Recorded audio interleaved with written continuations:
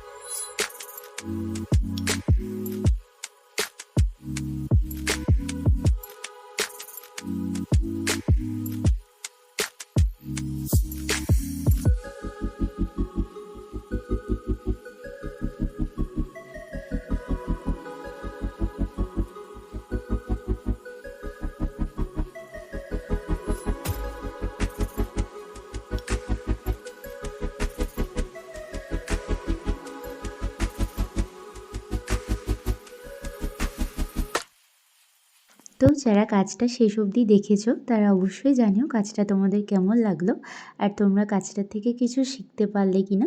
যদি ভিডিওটা ভালো লেগে থাকে তাহলে আমার চ্যানেলটা সাবস্ক্রাইব করে দিও, আর এইভাবেই পাশে থেকো। টাটা, দেখা হচ্ছে পরের ভিডিওতে।